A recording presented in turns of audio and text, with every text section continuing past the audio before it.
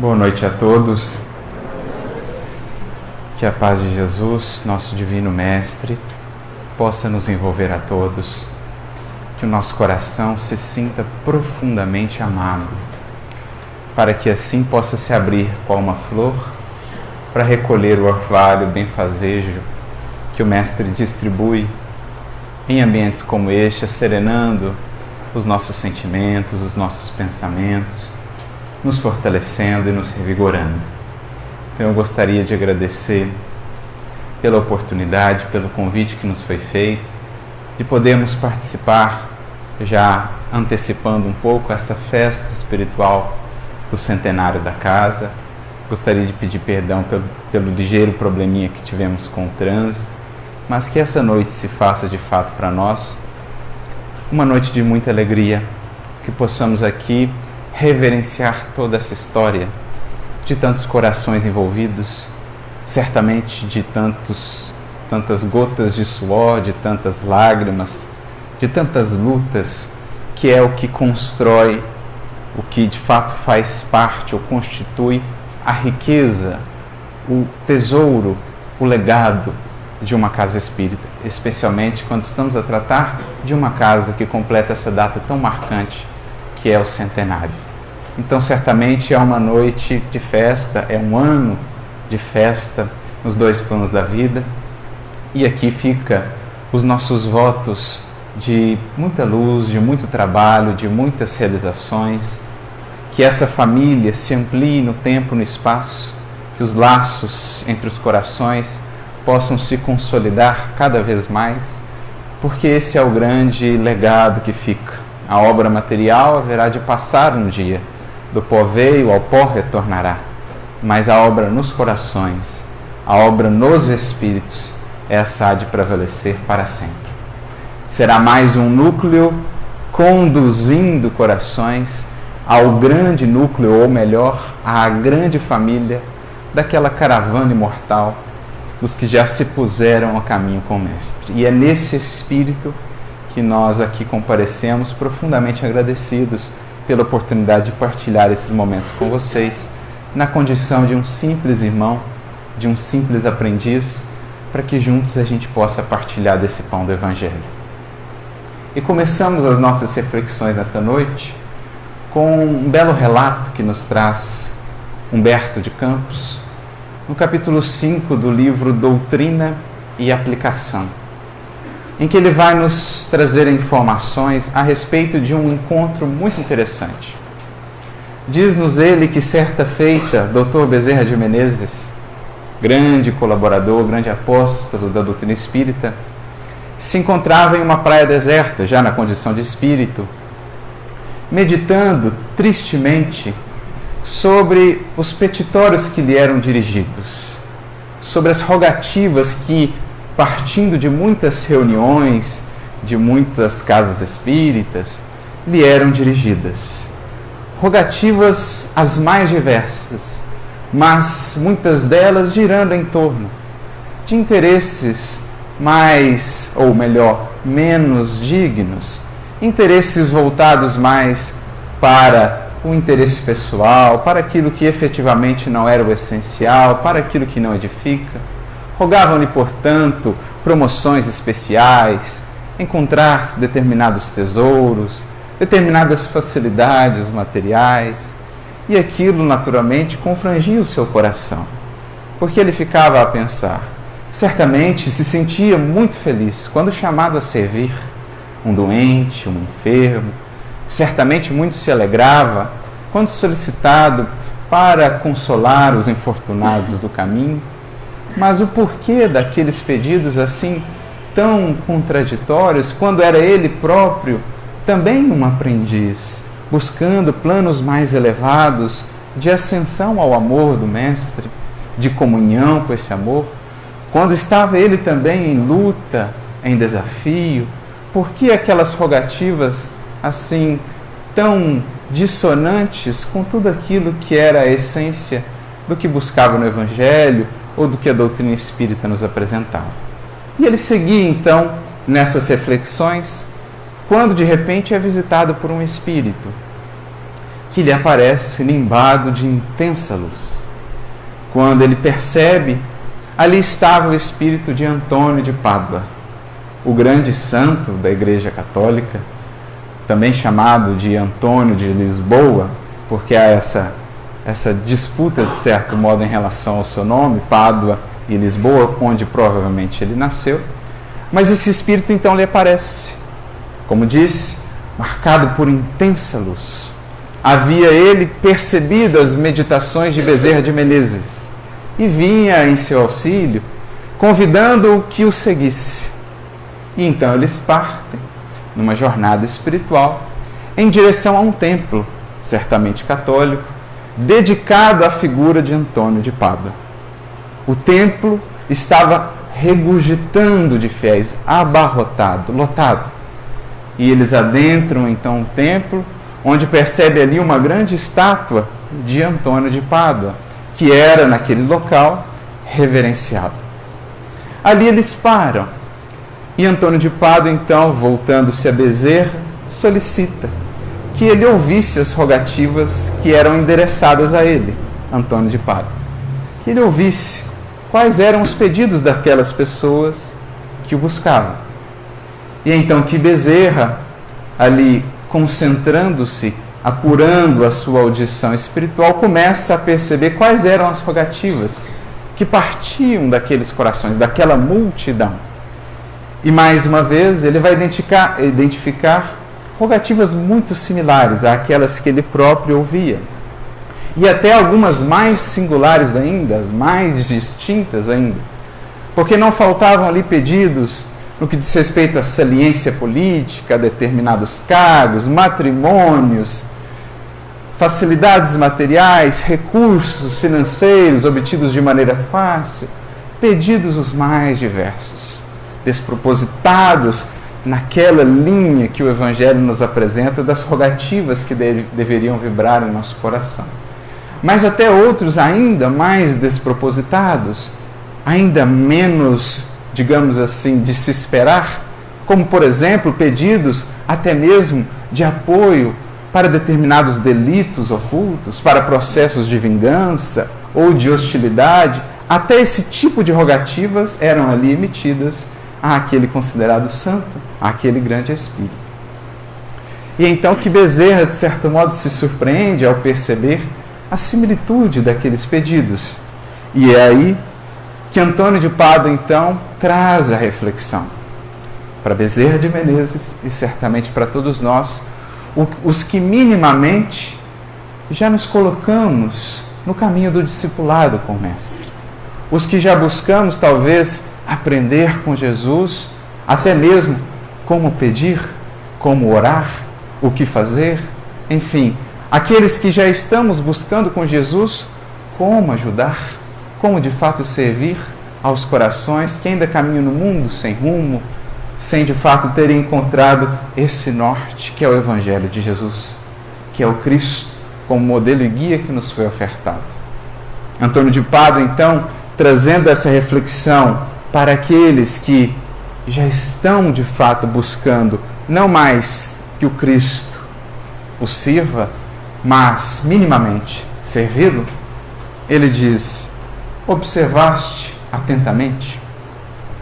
As petições, Bezerra, são quase sempre as mesmas, nos variados campos de fé. Então é importante para os corações que já buscam o discipulado com o Mestre, que anseiam servir às multidões, às turbas, que anseiam minimamente já com Jesus avançarem nessa senda de serem os seus auxiliares, é importante que a gente pense e esteja consciente quanto aos desafios do discipulado e do trato com a multidão. As incompreensões a serem vividas, as rogativas contraditórias, a impaciência, os caprichos, são os desafios do discipulado que aqui Antônio de Pádua vai comentar e que nos cabe refletir, porque nessa nossa caminhada haveremos de enfrentá-los também, haveremos de encontrá-los, no caminho de serviço com Jesus. E é preciso preparar o coração para lidar com eles, para que se não façam desânimo, para que não se convertam em abatimento, em desesperança. Não tem mais jeito, não dá mesmo. É preciso preparar o coração para a grande obra educativa que é a obra do Evangelho, como também da doutrina espírita. E é o que ele está dizendo. Olha, você vai encontrar essas rogativas, você vai encontrar esses paradoxos, essas inconsistências em muitos dos que seremos chamados a auxiliar. Mas dizendo-nos também que faz parte aprender a lidar com isso e a proteger o nosso coração para que aquela tristeza, aquela decepção, em sendo cultivada, não venha a se converter em paralisia, em desânimo, em abatimento. É importante não deixar que esse fermento possa levedar a massa toda e muitas vezes corromper os nossos melhores ideais de serviço com Jesus. Então ele está, de certo modo, trazendo uma orientação importante. Cuidado com o coração diante do desafio do discipulado. Mas ele prossegue: sequioso de burilamento íntimo, troquei na igreja o hábito de cônego pelo burel dos frades. Estão aqui fazendo uma referência à sua própria vida. Talvez alguns não conheçam, ou muitos já conheçam, mas Antônio de Pádua foi, de fato, um grande espírito contemporâneo de Francisco de Assis. Ele que foi um franciscano, primeiramente, como ele disse aqui, ele era da ordem, ou seguia uma ordem agostiniana, uma ordem marcada por muito estudo, era efetivamente um homem muito culto. Os estudiosos são unânimes em dizer a cultura que se encontra na sua obra. Alguns dos seus sermões foram registrados, foram conservados, e essa obra pode ser acessada, a obra Sermões.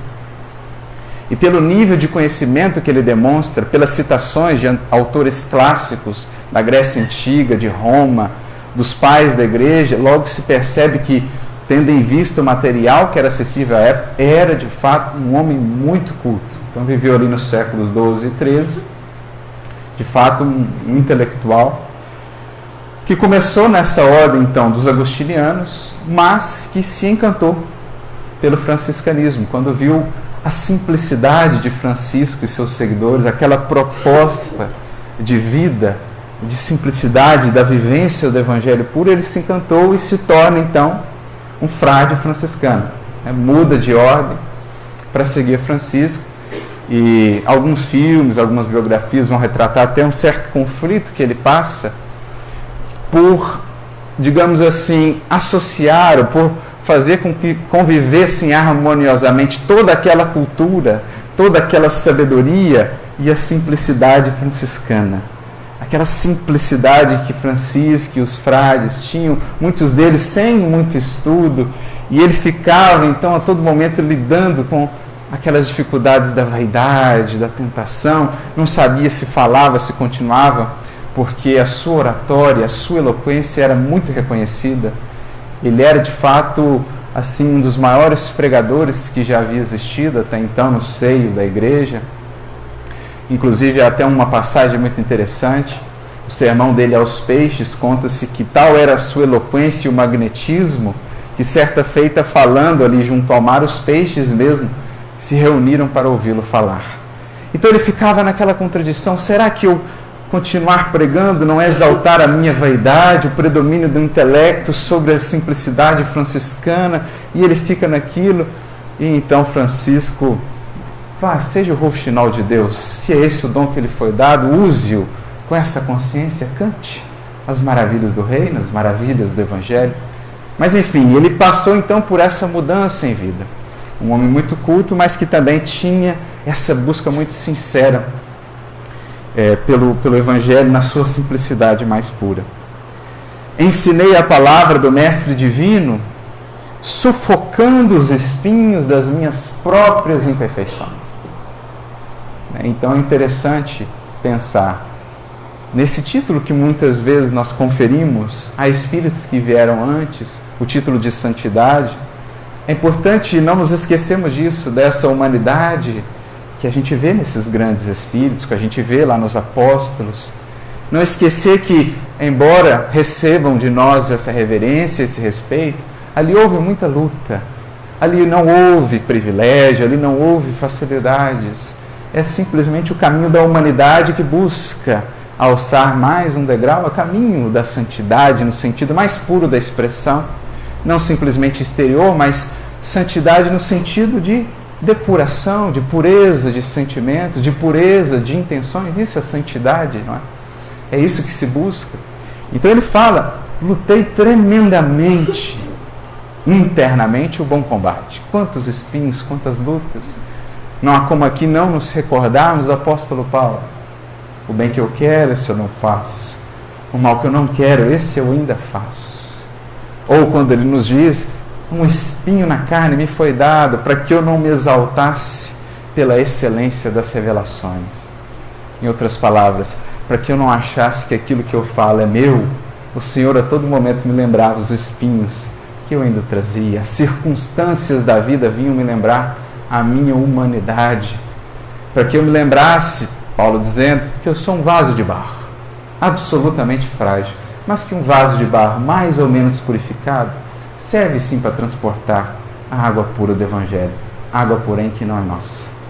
Vaso este que transporta um tesouro que propriamente não é dele. São aspectos importantes para a gente analisar nessas vidas, para que não esqueçamos nunca do que é efetivamente o discipulado, para que não nos fixemos só no ponto de chegada, na exaltação a que muitos espíritos desses foram elevados, para que lembremos da jornada. E aí está a importância de relatos como este, ou de relatos como Paulo e Estevão, que nos mostram não só o ponto de partida, como o ponto de chegada, mas o mais importante, a jornada.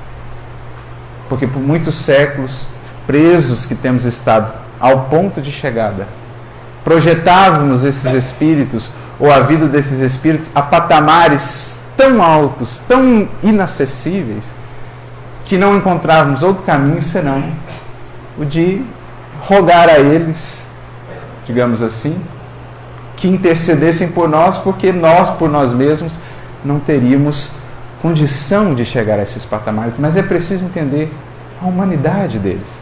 Claro que intercedem por nós, nos amparam, mas há uma jornada a ser percorrida. E essa é a importância dessas obras que nos revelam esse processo de transformação de um Pedro, de um Paulo, de um Antônio de Pádua. Fosse nas seduções da vida secular ou na austeridade do convento, caminhava mantendo pavorosas batalhas comigo mesmo, ansiando entesourar a virtude, em cujo encalço permaneço até hoje. Entretanto, procuram-me através da oração, por meirinho comum ou por advogado casamenteiro. Quase que um desabafo aqui, né? Porque você imagina uma vida de luta tremenda por vencer a si mesmo, esforço de estudo, e muitas vezes é reduzida essa vida, esse esforço, a isso. Mas no fundo ele quer dizer o quê? Faz parte. Faz parte do caminho de quem tomou a cruz com Cristo para servir, e não mais para esperar ou para exigir. Faz parte lidar com a incompreensão, com a ingratidão, com o não reconhecimento dos nossos esforços, quando você está fazendo o seu melhor e frisa-se apenas o ponto em que você tem tropeçado, apenas a imperfeição ainda não trabalhada. E todo aquele imenso esforço acaba muitas vezes não sendo conhecido senão de você mesmo e do Cristo. Mas e daí? Não é isso que importa? Ele nos conhece e isso não basta? Isso não deveria bastar para nós? É o que o apóstolo Paulo quis nos ensinar. E ele que passou por isso tanto, imaginemos, quando ele chega na casa do caminho de volta, depois de ter ficado um tempo no deserto, depois de todas as aflições e angústias que ele havia vivido, sem saber o que seria a sua vida, como estaria a postura dos seus amigos para com ele, sem saber o que era, o que havia acontecido da sua família, sem saber a quem recorrer, ele tem na casa do caminho o seu último refúgio. E ele então chega ali e quer ser recebido, e ele não é recebido no primeiro dia. E então conta-nos Emmanuel que uma lágrima escorreu do seu olho e o indivíduo foi perguntar, ele falou, não, é o deserto, é a areia. Mas a gente fica a pensar o que estava naquele coração, naqueles 3 anos de convivência, ele consigo mesmo, ele com aqueles a quem havia ferido, a família de Áquila e Prisca, família que ele havia prejudicado, ele convivendo ali silenciosamente com aqueles até o ponto em que se revela. Mas imaginemos o que esse espírito não precisou trabalhar. Não precisou trabalhar ali. E todo aquele empenho dele por melhorar, se não é acolhido num primeiro momento pelos discípulos, imagina se não fosse o amor pelo Cristo. Ele talvez jogasse tudo pelo alto. Mas ele volta no dia, não, tudo bem, eu espero. E então é feita a reunião, e graças a Deus ali estava Barnabé, que era puro coração, e intervém por ele. E no outro dia ele é acolhido, Pedro também. Mas enfim, é para isso que ele queria nos preparar. Olha, os teus esforços mais sinceros e mais profundos, quando estiveres na seara com Cristo, muitas vezes não vão ser vistos, não vão ser valorizados. Mas isso faz parte. Porque o teu caminho é você com Jesus, servindo. Dos outros, esperar apenas a oportunidade de ser mais útil. E de nós, o compromisso com a nossa consciência. E isto basta. E por isso Paulo diz, preparando-nos, se eu fosse me conduzir pelas opiniões dos outros, eu já não seria servo do Cristo. Não é que ele estivesse adotando assim, ou nos convidando a adotar uma postura de orgulho. Não, então não ouço ninguém, não quero saber da opinião de ninguém. Não é isso. Você vai ouvir todas as opiniões, vai acatá-las, vai acolhê-las, até mesmo as críticas, e extrair o melhor. Mas é preciso aprender a proteger o coração das opiniões que não sabem a realidade, do que temos lutado e do que temos esforçado. É preciso priorizar o que a consciência tem nos trazido, o nosso compromisso com a consciência. Porque se o nosso compromisso for agradar, se eu quisesse ainda agradar os homens, diz Paulo, não seria servo do Cristo. Então é importante, é isso que ele está dizendo. Tanta luta, tanto esforço, e muitas vezes os pedidos são estes. Mas essa é a seara com o Mestre. Essa é a seara do servir. E que bom que passamos por isso, porque esse é um treino por excelência contra o egoísmo, contra o orgulho e contra a vaidade.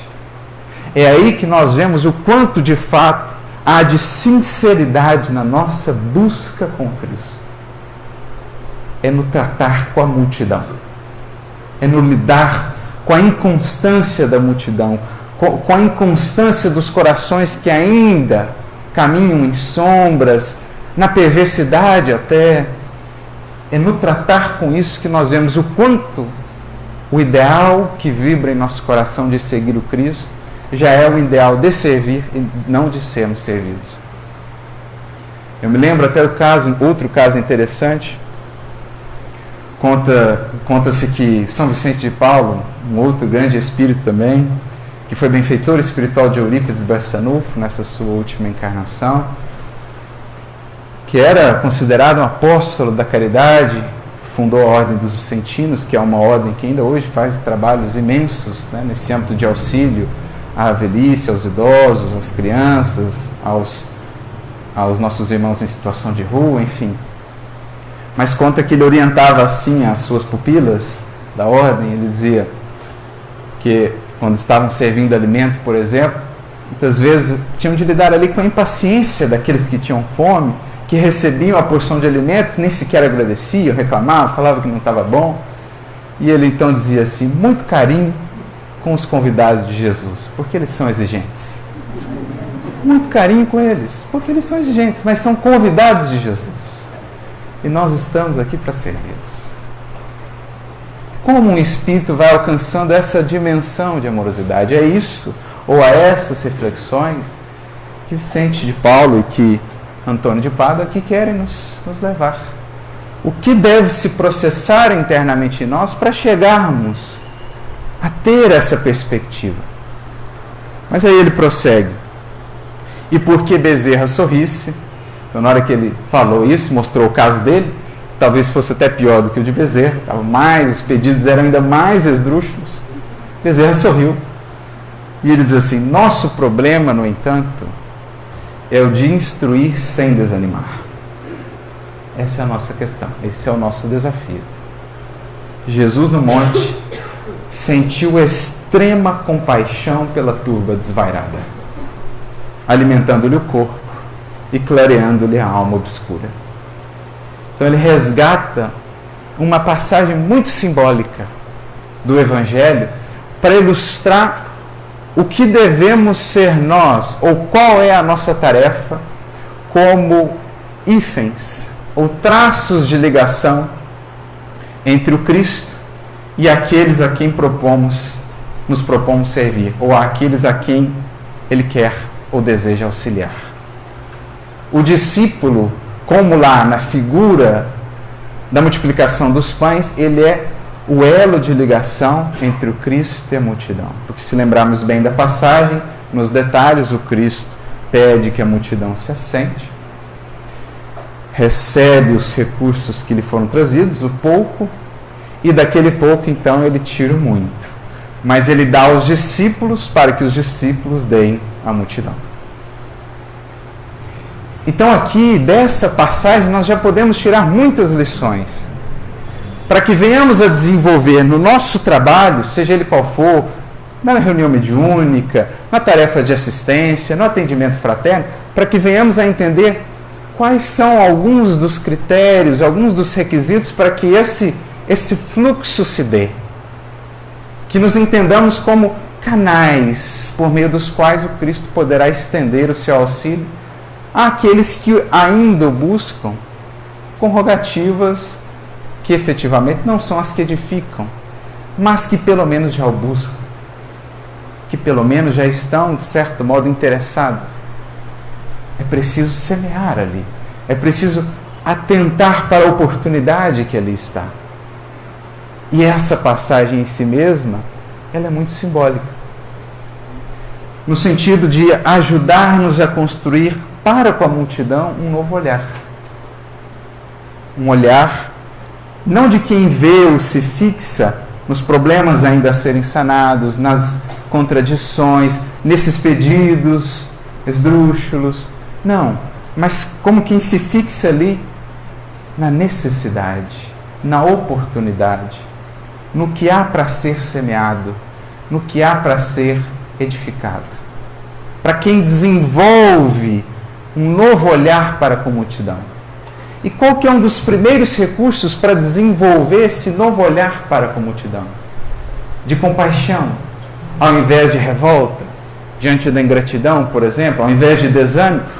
Como compadecermos, enternecermos para servir, para imunizar o coração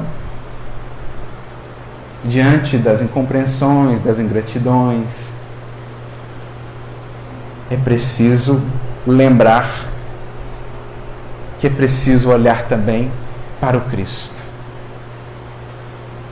Quando nós olhamos somente para a multidão, com as nossas velhas tendências ainda, com o fermento do orgulho, da vaidade que ainda existe em nós, poderemos nos considerar assim superiores e, portanto, cair num estado de exigência. Mas como? Olha o que eu estou fazendo, fixando-nos muito no que temos feito e pouco no que temos recebido para fazer. Mas o discípulo, ele volta-se para o Cristo.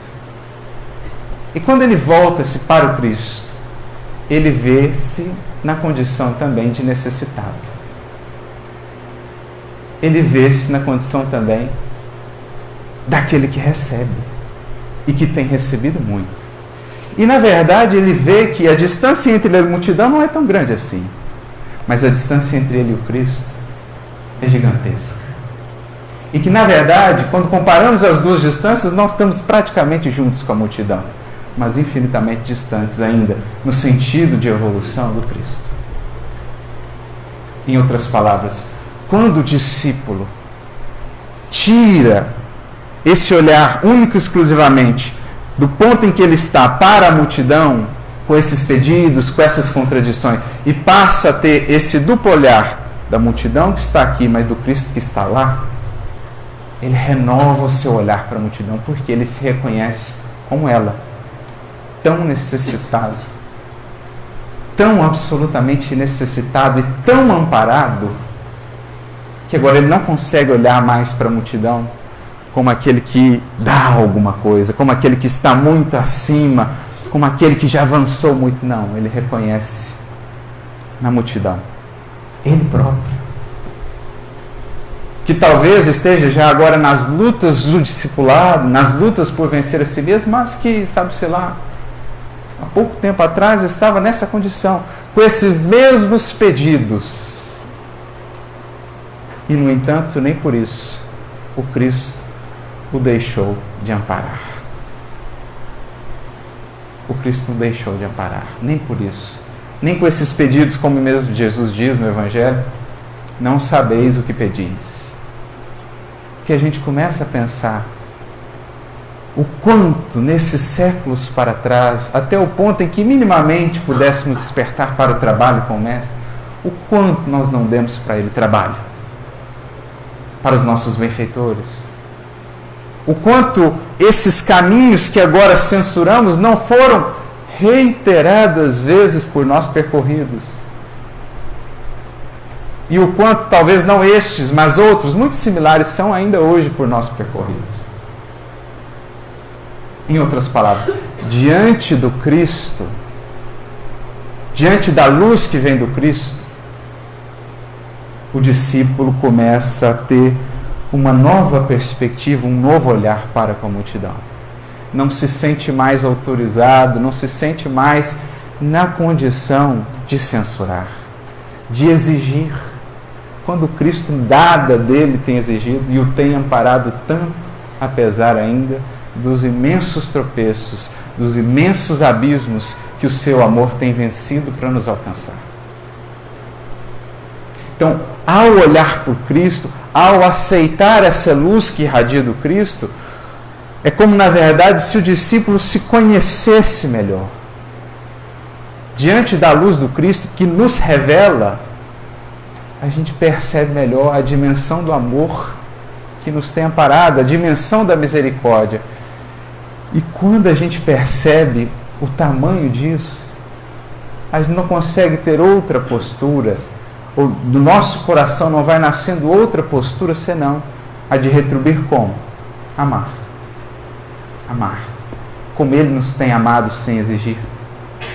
Se a ingratidão que temos recebido nos parece grande, se as incompreensões e tudo mais, enfim, se isso tudo nos parece grande demais, quando olhamos para o Cristo, nós vemos a dimensão da ingratidão de nossa parte com a qual Ele tem lidado, sem reclamar.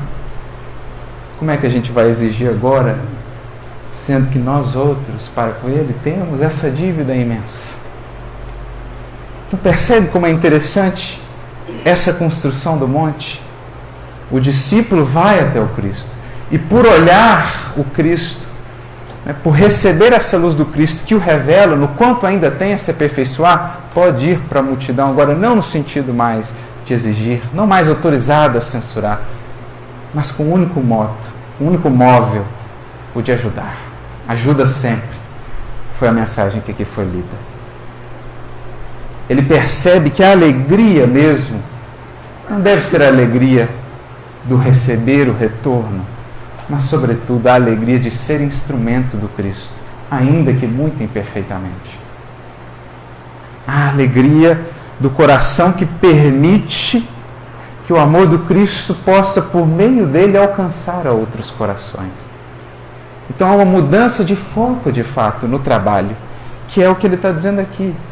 Somente assim a gente consegue instruir sem desanimar. Quando a gente sente essa infinita compaixão do Cristo para com a turba, na qual muitas vezes estávamos inseridos há não muito tempo assim.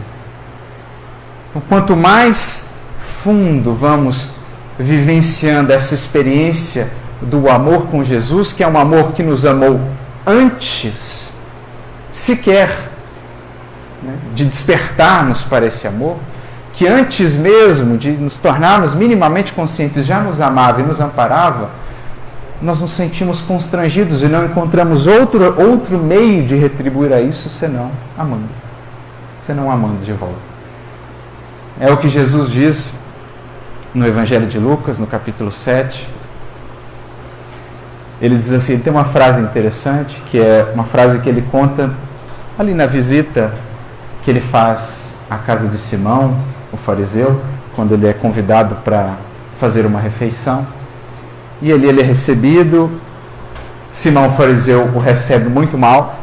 Nas entrelinhas se percebe isso, porque ele não cumpre nenhum dos ritos de hospitalidade que era esperado ao tempo. E passado um tempo ali da refeição, uma mulher adentra abruptamente o recinto, se lança aos pés de Jesus, começa a chorar, lava-lhe os pés com as lágrimas e enxuga com os seus cabelos. Simão, o fariseu, pensa para consigo, este não é profeta. Se o fosse, saberia quem é esta que o toca, porque era reconhecida na cidade pelos seus equívocos. E então Jesus diz, Simão, eu tenho uma parábola para você.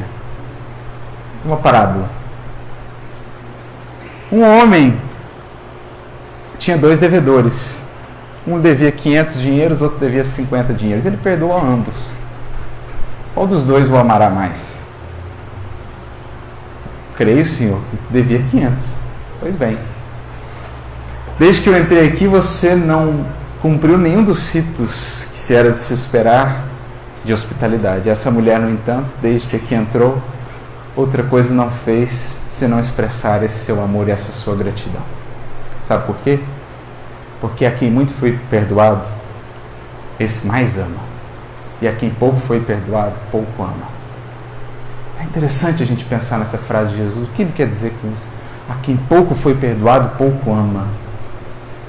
Porque no mundo como o nosso, na nossa condição de espíritos, no mundo de expiação e provas, o que significa a quem pouco foi perdoado?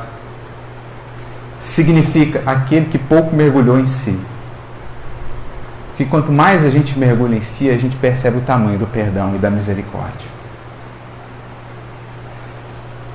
E é tão transformadora essa experiência que você fala, meu Deus, eu tinha descido até lá e esse amor estava lá. Você se sente tão constrangido diante desse amor que te amou quando você nada havia feito por merecer, que simplesmente te amou, que você não encontra meios de responder a esse amor senão amando. Por isso que ele fala, quem muito foi perdoado, muito ama. Em outras palavras, quem muito desceu em si e reconheceu o quanto vinha e tem recebido do alto, antes mesmo de tomar consciência, esse alguém não consegue encontrar outro caminho senão retribuir amando. Amando a esse amor, que como dizia Francisco de Assis, é o amor não amado, e amando aqueles que esse amor ama. No caso, aqueles outros que ainda não descobriram o que você já descobriu, que ainda não perceberam o quanto são amados. Então essa é a posição do discípulo. E é aí que ele encontra suporte nesse amor e no ser veículo desse amor para passar por todas essas dificuldades do discipulado, sem desanimar, para investir sempre na educação, na edificação, para ver naquele que te ofende, naquele que te critica, naquele que é ingrato, não alguém que deva despertar em nós revolta, mas simplesmente um necessitado, que espera de nós mais amor, que espera que paguemos a dívida que assumimos para com Ele no momento em que passamos a tomar consciência do quanto temos recebido. Porque quanto mais tomamos consciência desse amor, quanto mais avançamos na senda do discipulado, do conhecimento de nós mesmos, como do Evangelho, mais ou maior é a nossa dívida para com aqueles que ainda não encontraram essa senda. Porque os recursos do alto nos chegam não como ornamentos para nos colocar num pedestal, nos chegam para que estejamos ainda mais colocados no serviço para auxiliar, para elevar os outros. Quem mais avançou, mais deve aos que estão na retaguarda. Essa é a dinâmica da vida. É o que Emmanuel nos fala: salda a tua dívida de amor a você que já conhece o Cristo, que o busca, para com aqueles que ainda desconhecem o poder do amor ou mesmo do bem. Porque é aí que está a diferença que o discípulo há de fazer no mundo. Aí está a condição do sal da terra. Porque se fizer o que todos têm feito apenas, diz Jesus, ou pergunta, que fazer de especial? Que fazer de especial? Se amar só os que amam? Ajudar só os que agradecem? Amar só os que fazem o bem ou são bonzinhos?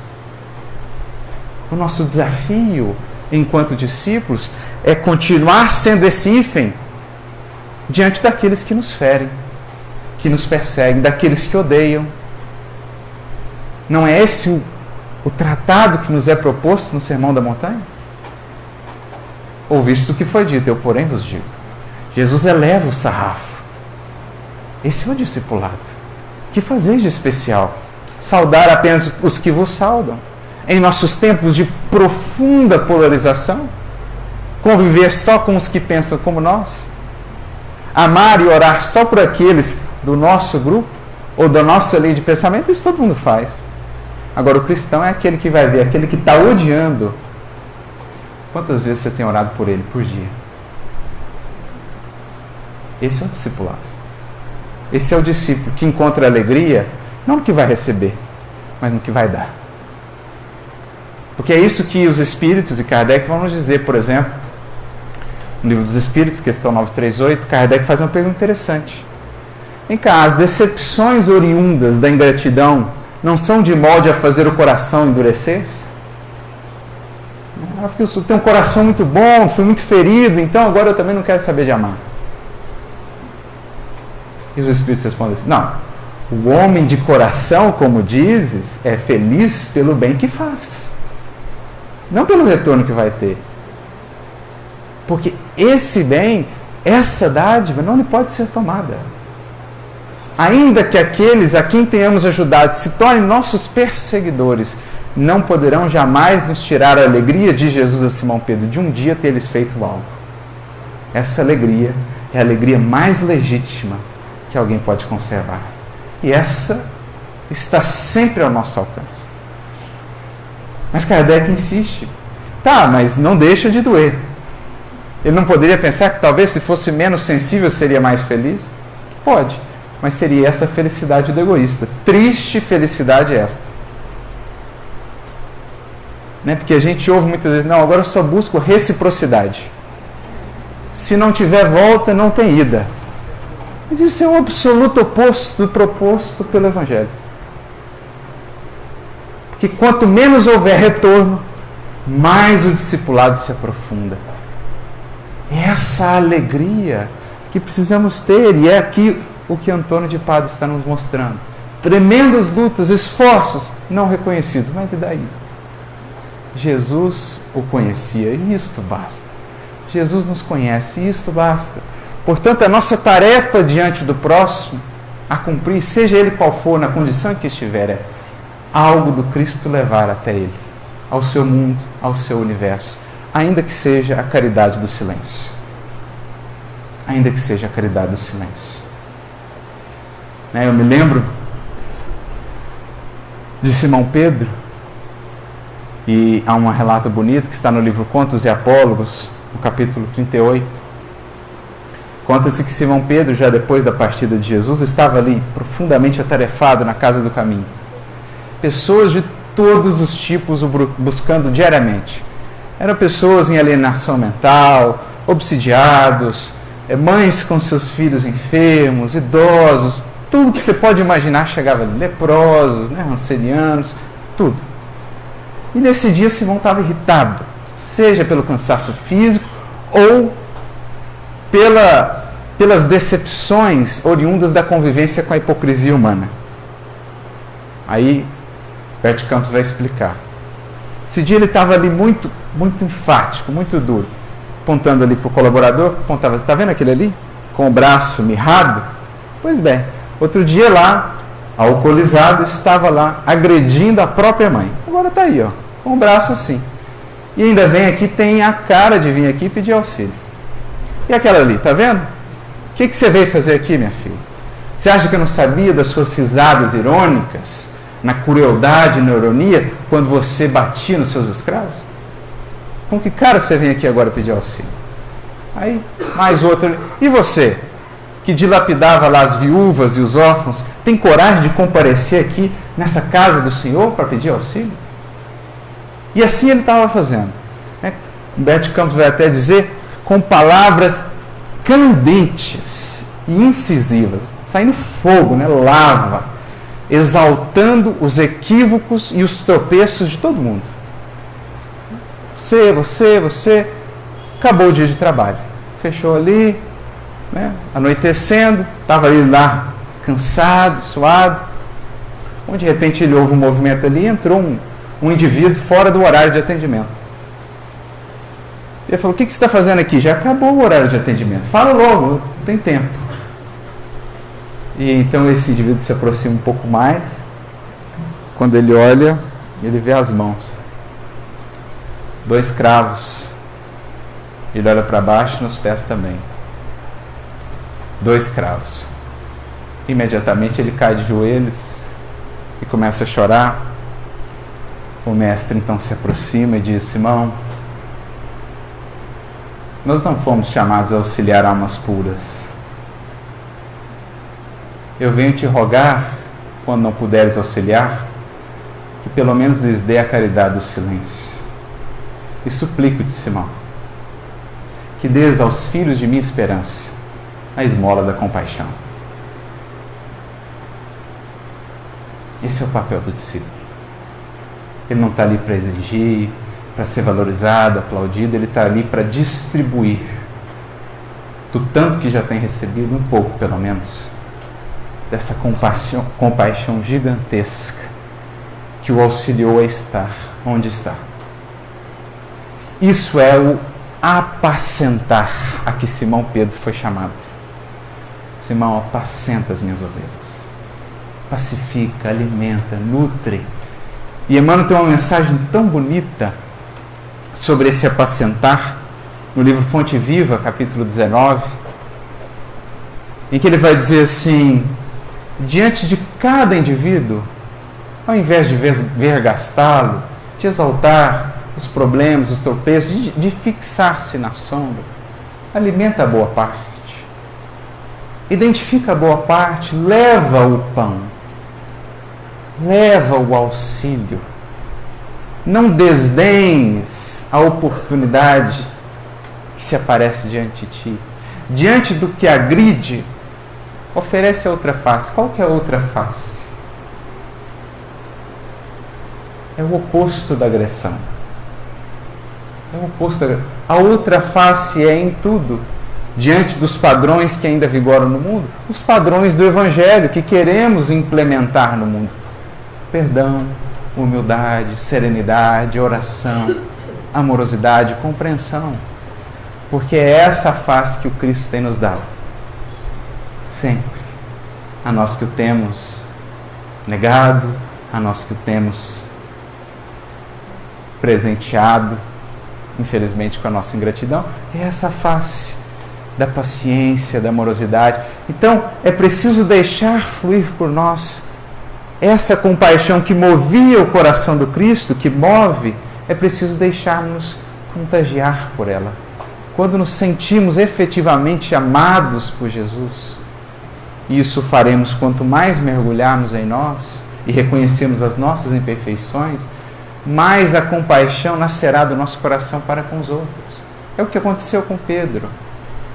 Quando depois da negação, ele olhou para a cela onde estava Jesus e viu o mesmo olhar amoroso de sempre.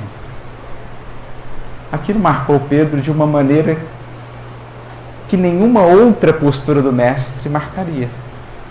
Se Jesus tivesse dizendo, está vendo, eu te disse? Se Jesus estivesse falando, está vendo? Gratidão. Mas Jesus não falou nada, simplesmente continuou olhando para ele com o mesmo amor. Aquilo tocou tão fundo em Pedro, que diz Humberto de Campos, no livro Boa Nova, ali começou a brotar daquele coração até então muito endurecido, porque ele era muito ríspido, mas começou ali a nascer Simão Pedro, a rocha do cristianismo nascente, não mais a rocha de ferir, mas a rocha de amparar. Ali, diz Humberto de Campos, começou a brotar a fonte da misericórdia naquele coração, quando ele pôde experienciar a infinita misericórdia do Cristo para com ele. Quando ele se viu frágil e ainda assim amado, é que ele aprendeu a reconhecer a fragilidade dos seus irmãos, não como algo que nos deva revoltar ou desanimar, mas pelo contrário, nos impelir ainda mais a amar e a servir. Então a frase de Emmanuel, marcante nesse capítulo 19 do livro Fonte Viva, em que ele comenta a tarefa do apacentar, que é a tarefa do discípulo, ele diz assim: alimenta a boa parte do teu irmão e segue adiante. A vida converterá o mal em detritos e o Senhor fará o resto. Lembremos-nos disso diante de cada coração que cruzar o nosso. Quando se sentires impelido a agredir, a revidar, a atacar, a censurar, alimenta a boa parte do teu irmão, como Jesus tem feito contigo, e segue adiante. Porque a vida educa e ensina, e o Senhor fará o resto. O Mestre não dó em serviço. Por isso, Antônio de Pádua, seguindo nas suas reflexões, fala assim, eles estavam conversando e nesse justo momento surgiu alguém procurando Bezerra de Menezes. Numa certa reunião que estava fazendo lá, pediam auxílio dele para encontrar um tesouro perdido. Ele estava conversando numa reunião lá, ô Bezerra, ajuda a gente a encontrar aqui um tesouro perdido de um pessoal lá do passado. E aí Antônio falou assim, afagou-lhe os ombros, vai lá, meu filho, e disse benevolente, vai, meu amigo, e não desdenhes auxiliar. Não perca a oportunidade. De certo, não te preocuparás com o ouro escondido, mas ensinarás aos nossos irmãos o trato precioso do solo para a riqueza do pão de todos. E descerrando-lhes o filão do progresso, plantarás entre eles o entendimento e a bondade do excelso amigo. Então, a partir dessa experiência, dessa percepção, o quanto não vai se renovando o nosso olhar para as circunstâncias da vida. Muitas daquelas, no lar, no trabalho, no centro espírita, na atividade de assistência, que antes, logo, de pronto, seriam tomadas por nós como motivo de irritação, de revolta, de reclamação, a gente vai ouvindo essa voz ecoar, não desdenhes auxiliar. A gente vai ouvindo a voz de Jesus a Simão Pedro, Simão, rogo-te, quando não puderes auxiliar, dê ao menos a caridade do silêncio. Não deixes de levar, Simão, aos filhos de minha esperança, aos filhos do Calvário, a esmola da compaixão. Porque se tanto dele temos recebido, essa é a nova postura que haverá de se configurar em nosso coração. Bezerra despediu-se, contente, e tornou corajoso a luta, compreendendo por fim que não bastaria lamentar a atitude dos companheiros invigilantes, mas auxiliá-los com todo amor, consciente de que o Cristo é o mestre da humanidade e de que o Evangelho, acima de tudo, é obra de educação. O Evangelho é, acima de tudo, obra de educação. E educar é investir no que há de melhor. Educar é não perder nunca de vista a humanidade do outro, a potencialidade do outro enquanto ser divino que é, nosso irmão, filho do mesmo Deus.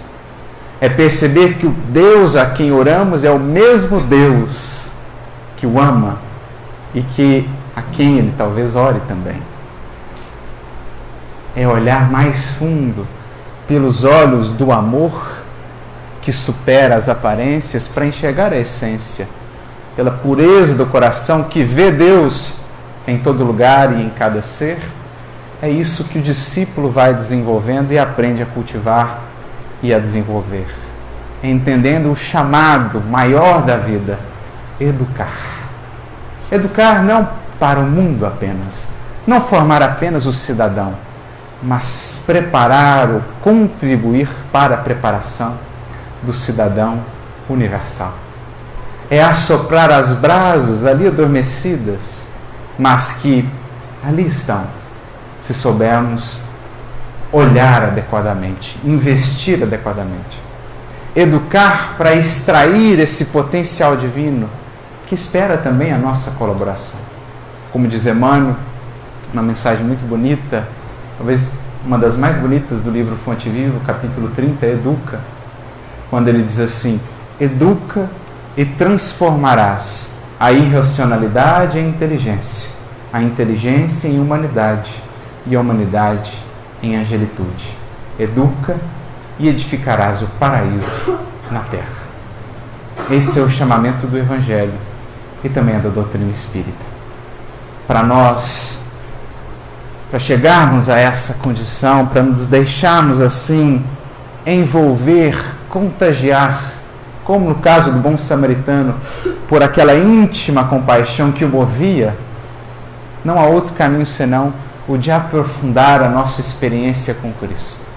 Sempre que nos sentimos tentados a menosprezar, a desdenhar uma oportunidade de auxílio, a não investir, a não amparar determinado irmão, a censurá-lo, a criticá-lo de maneira ferina, voltemos os nossos olhos para Jesus e diante dele sintamos o seu amor para conosco. O abismo que ainda há entre o que ansiamos ser e o que somos, e certamente haveremos de ter para com esses que estão na caminhada conosco muito mais compreensão, muito mais ternura e muito mais brandura. É assim a obra do reino no mundo, especialmente nesse momento desafiador da transição.